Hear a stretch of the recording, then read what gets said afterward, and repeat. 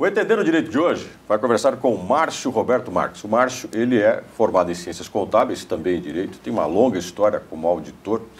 Ele trabalha com recuperação judicial e também trabalha com um tema que hoje ganha o mercado e é muito discutido, franquias. E é sobre essas questões que nós vamos conversar com o Márcio. Daqui a pouquinho, Entender o Direito. A gente já volta.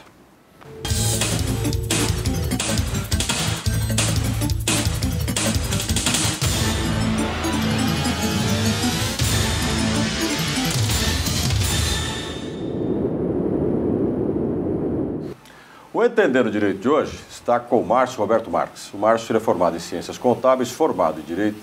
Ele é especialista em auditoria, perícia. Mas o meu tema com o Márcio, que ele tem uma experiência larga sobre isso, é sobre recuperação judicial de empresas e também sobre franquia.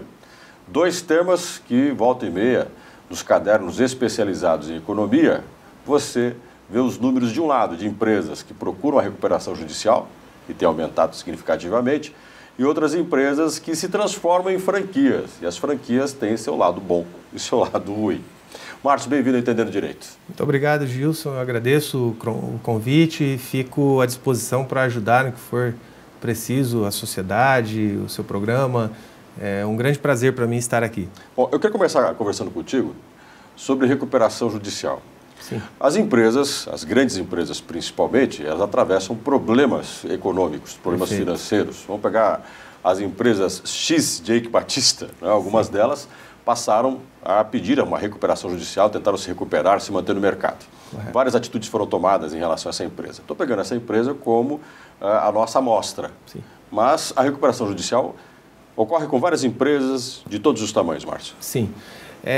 A sociedade, ela de certa forma, se desenvolve com o andar da economia, com as taxas de juro, com toda a movimentação financeira, e isso muitas vezes deixa algumas empresas debilitadas e elas precisam de um socorro.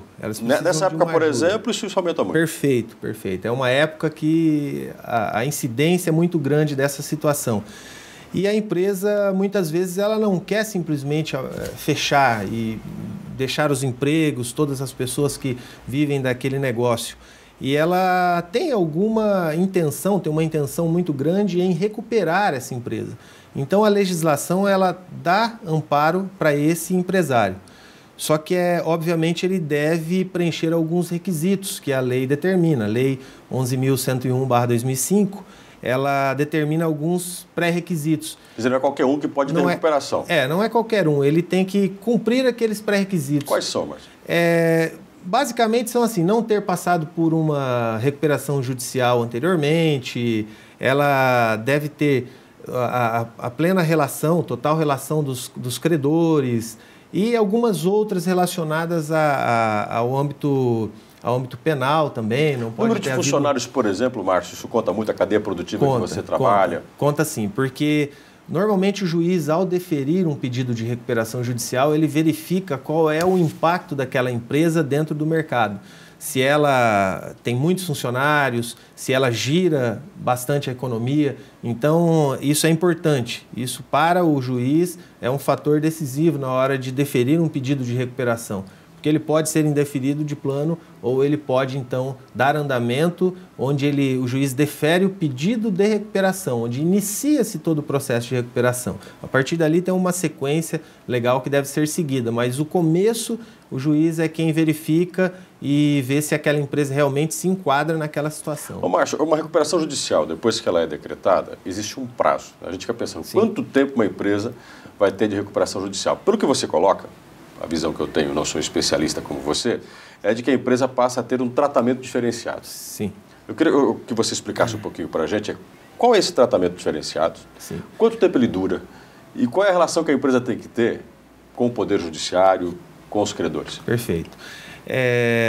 A legislação ela menciona um prazo de 2 anos, mas esse prazo, na prática, ele não é bem aplicado. Todo judiciário já entende que as empresas elas normalmente levam um período maior para se recuperar. Então, o juiz tem que analisar exatamente caso a caso, porém, as empresas hoje elas têm se manifestado em torno de 12 anos a 20 anos em um plano de recuperação? Normalmente em uma empresa de grande porte, com um número de funcionários expressivo.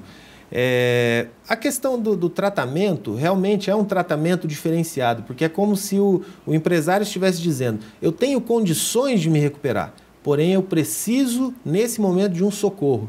E a legislação ela dá justamente isso. Ela permite que seja negociado no plano de recuperação um deságio sobre aqueles valores que a empresa deve e também uma carência para iniciar o pagamento dessas dívidas. E é lógico que ao longo desse período ele deve cumprir exatamente o plano de recuperação. E nesse plano de recuperação, desculpa te cortar, é que a gente falou dos credores. Sim. Né? Quando um credor, alguém que tem aí uma empresa que tem dívidas com ele, essa dívida tem um montante, ela tem um valor. Sim. E esse valor, de repente, vai ter que ser renegociado, pelo que você falou. Perfeito. Os credores participam da recuperação judicial da empresa? Quer dizer, eles vão opinar? Alguns deles podem dizer assim: olha, eu não aceito. Pode sim. Eles participam, Gilson, e é assim. Inicialmente, eles são notificados pela figura do administrador judicial, onde ele vai informar os valores e vai apresentar qual é a situação e seria um primeiro contato aos credores dizendo a eles que, olha, a empresa está em recuperação judicial e agora nós vamos iniciar o processo de recuperação. E nesse momento, então, a empresa, a recuperanda, no caso, ela informa os valores devidos e depois os credores têm a oportunidade de se manifestar a respeito desses valores. E eles podem sim questionar esses valores. Em um segundo momento, após esse questionamento, quando se resolveu essa situação, então vai-se para a discussão do plano de recuperação, onde novamente o credor tem a oportunidade de se manifestar, aprovando ou não esse plano de recuperação.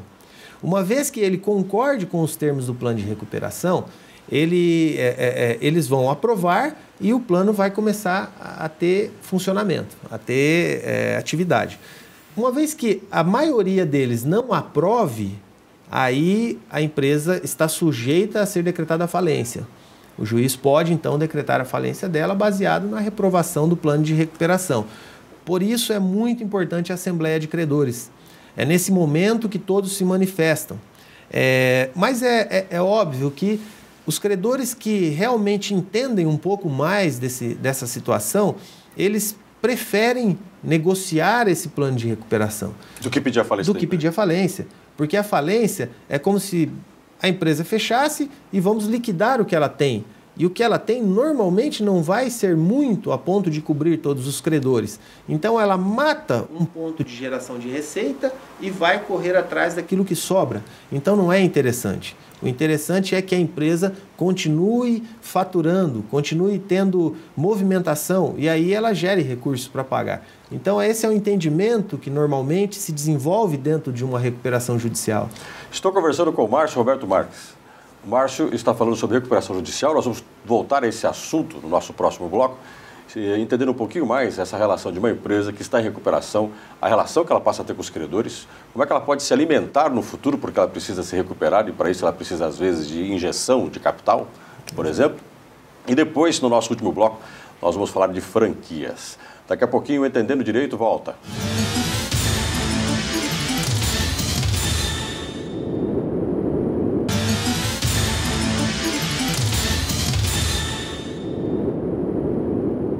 O Entendendo Direito de hoje está falando sobre recuperação judicial e daqui a pouquinho vamos falar de franquias.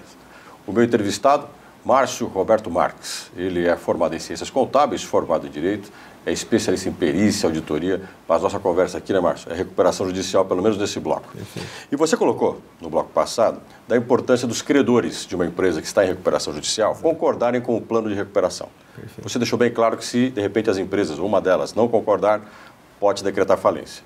E uma coisa interessante é que quem é um bom empresário sabe que, em vez de você decretar falência de quem deve para você, é melhor recuperar ele financeiramente para ele continuar sendo seu cliente. Só que uma empresa em recuperação judicial, ela está, vamos dizer, como um ser humano, ela está fraca. Ela precisa, às vezes, de um remédio, tomar uma vitamina, vamos chamar de Senimar, que seria uma injeção financeira. Uma empresa em recuperação, ela tem linha de crédito, como é que ela se recupera, às vezes, precisando de uma injeção de capital? Via de regra, Gilson, funciona assim. As empresas, só fazendo um adendo com relação à aprovação ou não, A legislação determina por classe de credores e dentro dessas classes de credores tem que haver aprovação de mais de 50%. Então, pode acontecer sim, de um credor ser tão representativo que ele tenha 60%, 70% Então, eu posso ter 100 credores, por exemplo, e tem um deles que tenha 60% da dívida que a empresa tem. Exato. Ele é determinante. Pode acontecer isso. Mas, assim, com relação à questão da injeção de capital, a lógica da recuperação judicial funciona no seguinte: você normalmente pede uma carência para iniciar os pagamentos do plano de pagamento. E também as parcelas a serem pagas no plano de pagamento, ele também é um pouco menor, de forma que a empresa consiga aguentar, consiga suportar. Então a lógica é que ela consiga continuar gerando caixa e o desembolso dela seja menor. E aí, com isso, com o passar do tempo, ela vai conseguindo fazer mais caixa e conseguir fazer frente às suas obrigações. Porque é muito difícil a empresa em recuperação judicial conseguir linhas de crédito. É muito difícil. As empresas, as instituições financeiras, elas dificultam quando existe uma recuperação, fogem um pouco disso. Agora, os fornecedores até podem ser um pouco diferentes. Eles podem entender que a empresa realmente é viável e que ela está se recuperando e aos poucos liberando um pouco de crédito para as aquisições, para o fornecimento, para o andamento da empresa. Mas normalmente ela tem que tentar fazer o caixa dela. Então, nesse momento é como se você cortasse um pouquinho aquele crédito dela e falasse assim: agora eu quero ver você operando. Ô Márcio, deixa eu fazer uma pergunta. Sim. Uma empresa em recuperação judicial, vou fazer uma comparação talvez simplista, é um time que não está jogando bem. E às vezes o técnico fica sendo o alvo de crítica disso. Numa recuperação judicial, os credores, o próprio Poder Judiciário, ele pode retirar o gestor da empresa? De repente considerar que o gestor é o principal problema da empresa, você tem que tirar ele de lá. Pode sim. Infelizmente, no Brasil, em muitos casos, a empresa, quando entra em recuperação, ela pode ter um gestor que não está muito alinhado com aquela situação. Ele não tem um interesse legítimo em recuperar a empresa. E isso acontece quando ele burla a legislação, quando ele tenta fazer algo ilegal para retirar recursos. Enfim, tem uma determinada série de ações que ele pode fazer e que sejam interpretadas como fraude. É possível denunciá-lo, por exemplo, dentro da diretoria de uma empresa, haver uma denúncia de uma má conduta do gestor? Pode. Seguramente pode. Mesmo os credores? O credor pode descobrir essa situação e ele pode, então, entrar em juízo requerendo a destituição do cargo, ou ele entra pedindo a falência e o juiz daí entende se é necessária a falência ou substituir o gestor simplesmente. E nesse momento o administrador judicial é fundamental, porque ele é uma figura que conhece muito sobre tudo que está acontecendo, tanto dentro da empresa quanto em juízo, quanto no processo. Então ele é uma figura que normalmente é indicado a assumir essa função de gestor. E nesse momento, se acontecer do gestor ser destituído, o administrador pode ser nomeado administrador da empresa e não do processo mais. Aí quem escolhe esse administrador é o Poder Judiciário? O Poder Judiciário e a aprovação é de todos os credores. Ou seja, os credores podem fazer uma indicação? Os credores podem. Os credores tanto podem quanto eles podem também não aprovar a indicação do administrador judicial. É importante deixar claro que os credores têm uma função primordial dentro desse processo de recuperação, porque a colaboração deles é muito importante para que aquilo tudo dê certo. Uma vez que você veja que tem credores que eles têm mais interesse na quebra da empresa do que na recuperação, é algo de se questionar, porque é mais interessante a empresa gerando recursos do que ela parada. Incorporação, nesse finalzinho do nosso bloco, falando de recuperação judicial, um dos credores, talvez o que tenha o maior montante da dívida da empresa que está em recuperação, ele pode querer incorporar essa empresa? Ele pode fazer uma tentativa, mas aí ele teria que, assim como uma alienação normal da empresa, ela teria que passar pelo crivo do judiciário e pelo crivo da Assembleia. Ou seja, todos os credores também deveriam aceitar essa situação, porque você está substituindo um devedor, né? Você está substituindo... Você está assumindo o papel do devedor. Você está passando a dívida de um para outro. Então, isso deve ser aprovado em Assembleia e o Judiciário também tem que se manifestar. Os funcionários de uma empresa dessa, uma empresa, por exemplo, que tenha 300, 400 funcionários, um grande número de funcionários, eles participam dessa discussão? Participam. Se eles tiverem créditos também a receber, eles vão votar na classe de créditos trabalhistas.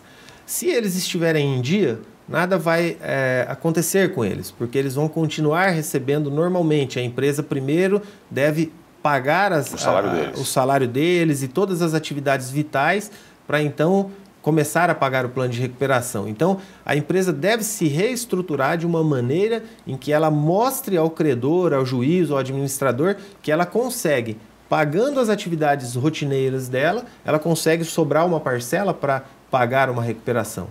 A recuperação judicial no Brasil, nós temos um número de empresas, aparentemente, que cresce pedindo recuperação. Sim. Isso é sinal que as empresas estão indo cada vez mais para o mau caminho, elas não estão bem, ou significa que as empresas elas estão optando por uma recuperação do que a falência. Estamos aprendendo a mudar o tratamento com a empresa quando ela não está numa situação financeira muito boa. Sim.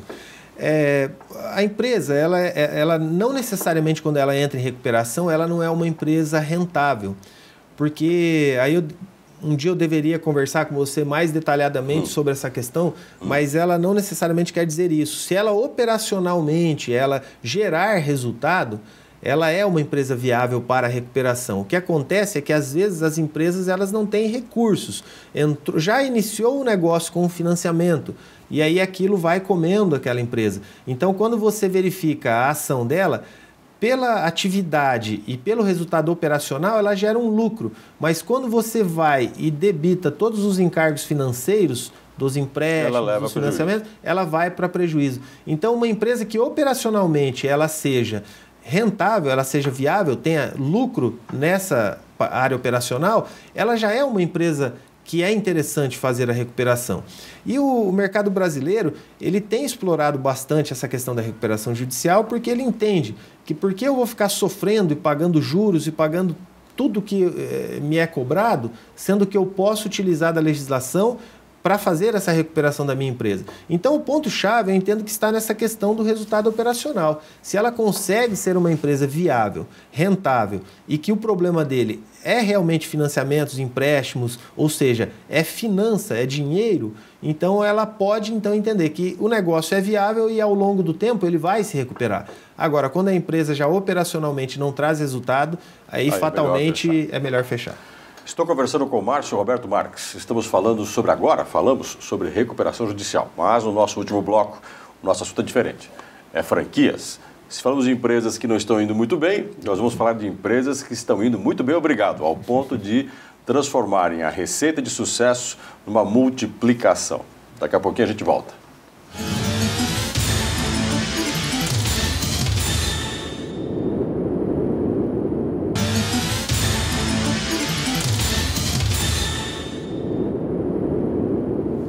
O Entendendo Direito está conversando com o Márcio Roberto Marques. Nosso primeiro assunto, nos nossos 2 primeiros blocos, foi sobre recuperação judicial. E agora nós vamos falar sobre as empresas que vão muito bem, obrigado, que viram uma receita para outras, a franquia. Muitos acreditam que a franquia pode fazer com que você ganhe tempo. A franquia já é uma receita de sucesso, que tem estudo de mercado, que tem um segmento bastante definido e que você pode montar com uma receita rápida, eficiente e obter sucesso em curto prazo. Será? Ou não? Às vezes as franquias podem significar também mais comprometimento. Márcio, vamos voltar agora a falar um pouco de um assunto de sucesso, que é a franquia. A franquia cresce no Brasil. A franquia é para todas as empresas, independente do segmento? Sim, ela é independente do segmento. Normalmente, o que leva uma empresa a franquear? Vou abrir minhas portas e vou colocar franqueados e criar uma rede. Ela sente que o sucesso dela é muito grande. Ela tem uma marca que chama atenção, ela tem um posicionamento forte no mercado e uma participação muito boa. Então ela entende, o meu negócio é um negócio de sucesso. E a partir deste momento, ela quer expandir. E muitas vezes, embora o negócio seja de sucesso, ela não tem recursos próprios para expandir a marca, expandir a rede em um curto espaço de tempo. Então, qual é o pensamento inicial do empresário? Bom, eu posso crescer também com capital de terceiros. E nesse momento, ele tem que criar um modelo, porque o funcionamento pode acontecer muito bem para mim, mas eu tenho que deixar um modelo, um padrão, para que eu possa replicar aquele modelo de sucesso. Vamos pensar a parte inteligente da produção passa a ser o grande instrumento da franquia, que é a inteligência do produto que você vai desenvolver, é isso? Sim. Você vende um modelo de sucesso. Então, para que você consiga fazer ele se replicar, você tem que ter padrões. Então, determinadas atividades que você faz no seu dia a dia, na sua empresa, que não são padronizadas, neste momento é o momento ideal para que você padronize. Funcionamento, atividades, normas internas, rotinas, procedimentos. Então ele tem que fazer um ajuste a toda essa situação para que daí ele comece então a fazer toda a documentação e montar a estrutura da rede de franquia. Porque isso precisa ser patenteado. Existe aquilo que é da empresa que você não pode copiar. Exato. Você não pode pegar para si. A franquia ela é um negócio diferenciado mesmo. Ela não é uma sociedade. Ela é uma venda de um modelo. E esse modelo ele só pode ser usado por você, franqueado, que adquiriu a franquia. E a partir deste momento que você adquiriu, você também assume uma série de compromissos. E um deles é você manter o segredo do negócio. Você não pode divulgar aquele segredo a terceiros. Você então tem um termo de sigilo e confidencialidade que você assume perante a franqueadora. Você também não pode fazer concorrência a ela saindo do seu negócio franqueado e abrindo seu negócio próprio, fazendo concorrência à franqueadora, você também não pode. Então, existe uma série de pré-requisitos ali que são analisados e uma vez que você está operando como franquia, você tem que respeitar. Porque senão a franqueadora pode rescindir o contrato com você e acioná-lo de todas as formas possíveis, inclusive penal, se for o caso. Ô Márcio, aí tem outro lado. A franquia também tem que prestar assessoria. Ela tem que dar caminhos. Exato. Vamos pensar que divulgação do produto, tratamento do produto, desenvolvimento e qualidade desse produto. Sim. Porque é claro que quem adquire uma franquia, quem entra numa franquia, espera que ele tenha todo um suporte para que ele possa desenvolver isso. Aonde vai a exigência que quem contratou uma franquia pode ter em relação ao franqueador, quem é o dono da franquia? A Lei 8955 de 94, ela traz lá a estrutura básica de funcionamento do modelo, do sistema de franquia.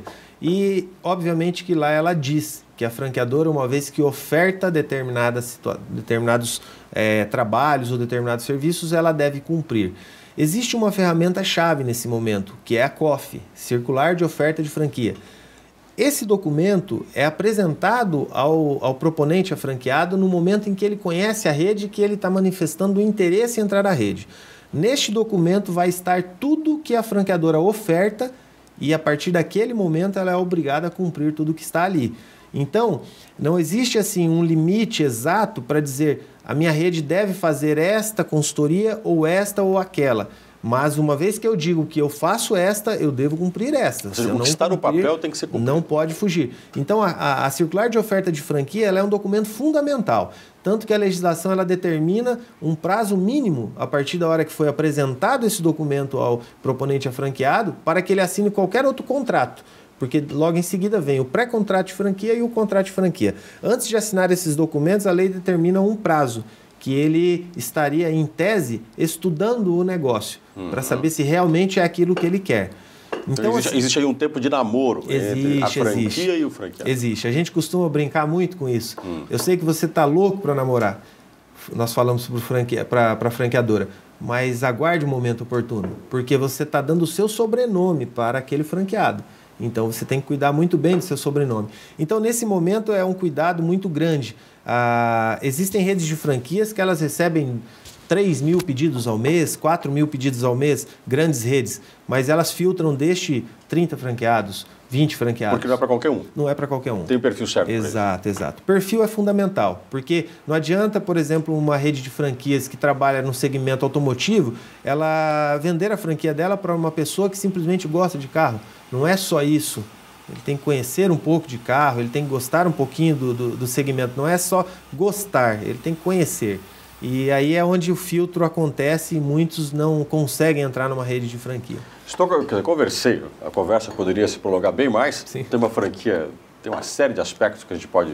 Até convido você, Márcio, no outro momento de conversar sobre isso. Perfeito. E encerramos aqui a nossa conversa com o Márcio Roberto Marques, que é formado em Ciências Contábeis, formado em Direito, é um especialista em auditorias, mas também conhece muito, como nós vimos aqui, sobre recuperação judicial e franquia, que é onde o Márcio trabalha como consultor.